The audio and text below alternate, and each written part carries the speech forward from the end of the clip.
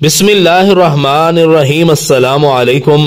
عمران خان کا شمار دنیا کرکٹ کے عظیم آل راؤنڈرز اور بہترین کپتانوں میں ہوتا ہے۔ وہ نہ صرف پاکستان کرکٹ ٹیم کے ایک شاندار کھلاڑی تھے بلکہ ان کی قیادت میں پاکستان نے پہلی بار 1992 میں کرکٹ ورلڈ کپ جیتا۔ کرکٹ کے میدان میں ان کی شاندار کارکردگی اور قائدانہ صلاحیتوں نے انہیں عالمی سطح پر ممتاز کیا۔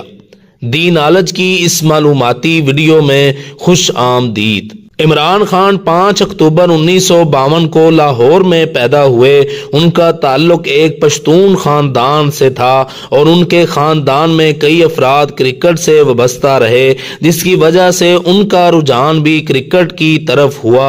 انہوں نے Aitchison college, Royal grammar school برطانیہ اور کیبل کالج آکسفورڈ میں تعلیم حاصل کی۔ انہوں نے 16 سال کی عمر میں لاہور کی طرف سے فرسٹ کلاس کرکٹ کھیلنا شروع کی اور 1971 میں انگلینڈ کے خلاف ٹیسٹ ڈیبیو کیا۔ عمران خان کی بطور کرکٹر نمایاں خصوصیات تھیں۔ عمران خان ایک بہترین آل راؤنڈر تھے جو نہ صرف خطرناک فاسٹ بولنگ کرتے تھے بلکہ بلے بازی میں بھی مہارت رکھتے تھے۔